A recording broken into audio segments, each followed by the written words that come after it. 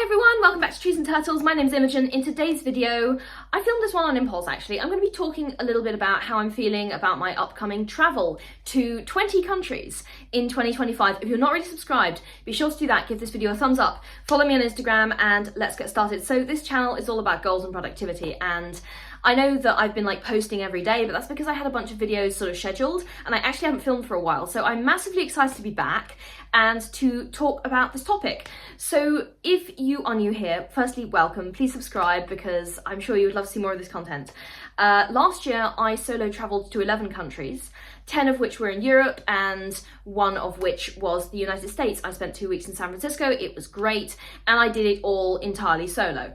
Okay. And this year I decided to kind of step my game up a notch, and I decided to take solo trips to 20 countries.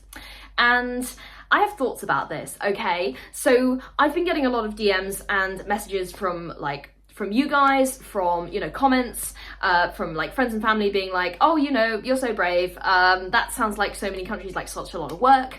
And some of them being like, oh, what the hell are you thinking? Because if you've watched any of my videos at all, you might know that I tend to aim quite ambitiously in terms of my goals.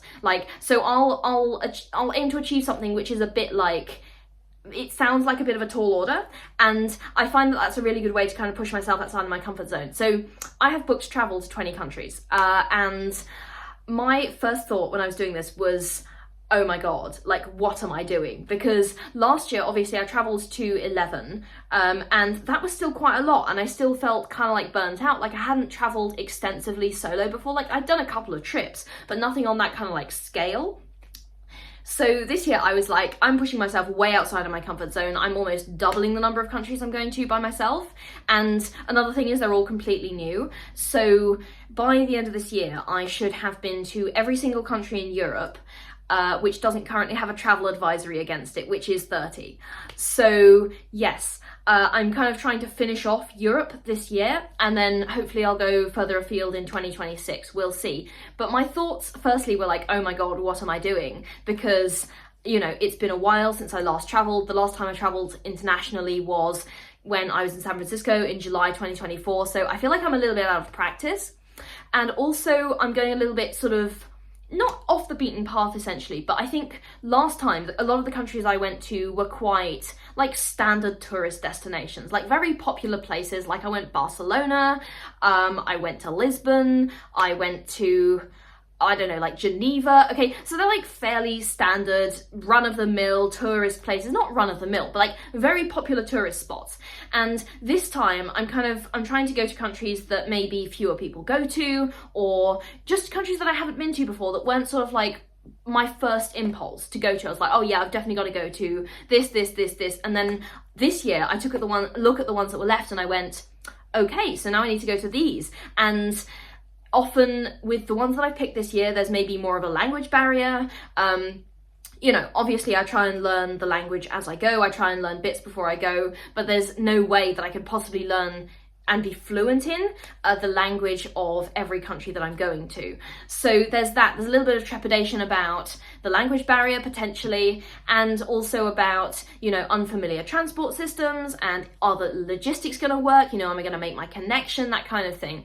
And another thing that I wanted to talk about, I'm aware this is kind of a stream of consciousness, whatever, but another thing that I wanted to talk about is kind of budget travel, because when you are traveling on a budget, as I am, because I'm in my early 20s and everyone's on a budget in their early 20s, a lot of the time what you get is you kind of have to take slightly random routes, or sleep on overnight buses, or in hostels, or take a weird flight that gets in at 3 a.m. because it's cheaper by a really long way. I kind of put it, I was having a discussion about this with someone, and I said, look, basically what I have a lot of is time, and well, not even time, but I have a lot of kind of resilience to slightly uncomfortable situations, and in terms of traveling, and I have time, but my budget is limited, so I end up doing this sort of rather strange traveling pattern, and so on and so forth. So I'm a little bit trepidatious about that, because when you're budget traveling, you're never quite sure what you're going to get, compared to maybe the more sort of I don't know, more chill and sensible trips that I've gone on with a slightly higher budget, like with my family or with like a group. When I'm on my own, I just do some crazy stuff, I don't know, in the name of budget travel. Anyway, so I'm a little bit trepidatious about that, but like, I keep telling myself that I've handled it before, so I can handle it again. And I think it's really important to kind of push yourself outside of your comfort zone, because like I said, a lot of people saw me saying I'm going to 20 countries this year, and they were like, you are batshit fucking insane.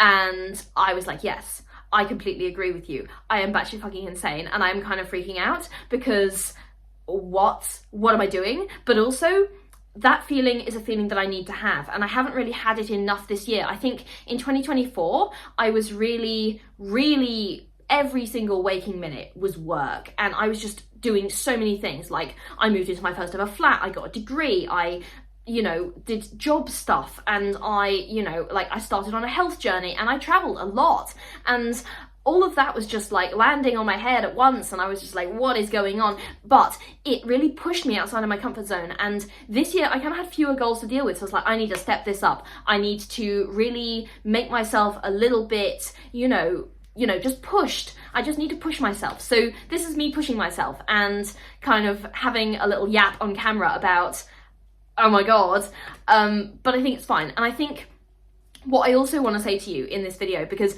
I know that a lot of you watch my travel vlogs and you're all in my comments being like, oh, this looks amazing, this looks great, I wish I could do this.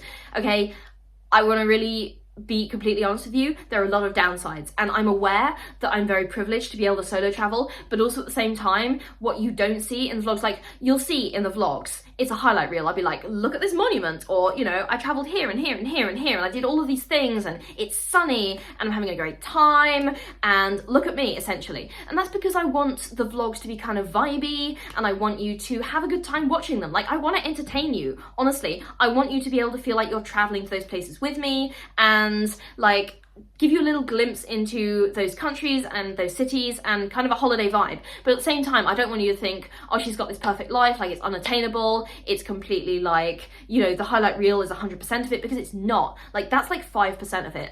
Okay, maybe like a good 20% of it, but the other 80 is like, I've got to organize my travel documents. Am I going to miss my connection? I'm worried about my safety sometimes, because solo travel, female solo travel, and all of this stuff that kind of goes on behind the scenes. And, is my battery going to run out? Am I going to be able to finish the vlog? Sometimes, like when I was in Austria last year, I had technical difficulties and couldn't vlog that for you. So there's only 9 out of 10 vlogs from last year. So sometimes things like that happen. I have to think on my feet, and I usually come home with a degree of like mental exhaustion, even if I am very satisfied and happy that I went on the trip.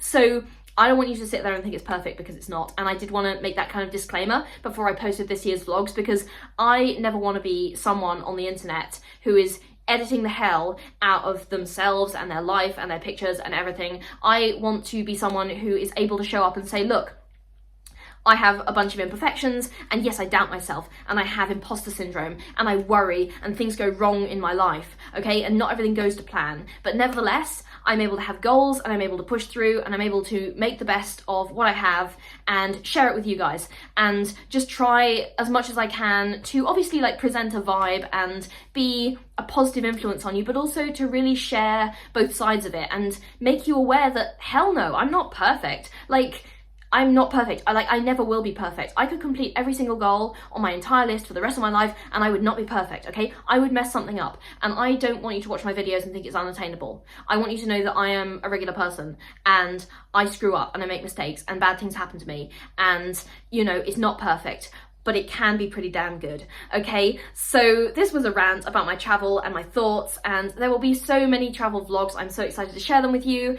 If you like this video, be sure to comment and like and subscribe and follow me on Instagram and all of that good stuff. I am so happy to be back. Welcome back to Trees and Turtles. See you in the next video.